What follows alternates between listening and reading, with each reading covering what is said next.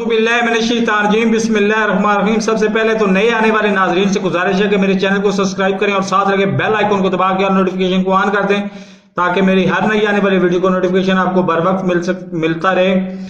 پچھلے کچھ 2 یا 2.5 سال میں لاکھوں لوگ مجھے فون کر کے، ای میل کر کے، کسی بھی واٹس ایپ پہ، کسی بھی جگہ پہ وہ مجھ سے پوچھتے ہیں کہ آخر کیا تم نے گر لڑایا ہے؟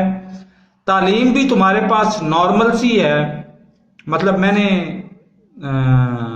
ایم اے جرنلزم کیا تھا، وہ بھی 2nd ڈویژن میں، اور دوسرے نمبر پہ آپ کل کی بات ہے 4-5 سال پہلے ادھر دھکے کھاتے پھرتے ہوتے تھے، 48 کلومیٹر پیدل چلتے تھے۔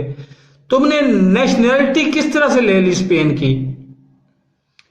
تو آج میں وہ گر کی بات آپ کو بتانے لگا ہوں کہ صرف 7 لاکھ روپیہ میں نے خرچ کیا ہے۔ ہاں، تو کس طرح میں 7 لاکھ پاکستانی روپے میں، یہ ذہن میں رکھیں کہ پاکستانی روپے یا انڈین روپے، پاکستانی روپے کو 3.5 پہ تقسیم کریں، ضرب دیں، 3.5 سے ضرب دیں تو وہ صفا بنتا ہے، صفا، فرانسس صفا۔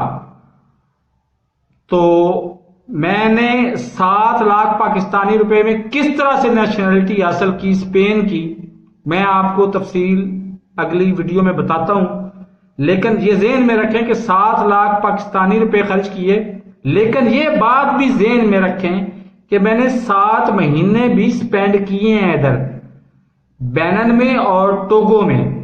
گھانا میں مجھے رہنا نہیں پڑا، گھانا سے آگے میں الجیریا میں پہنچ گیا، اور الجیریا میں ٹوٹل 15 دن، وہ بھی 7 مہینے کے اندر ہی کاؤنٹ کر لیں کہ الجیریا کے 15 دن سمیت 7 مہینے میں نے خرچ کیے ہیں۔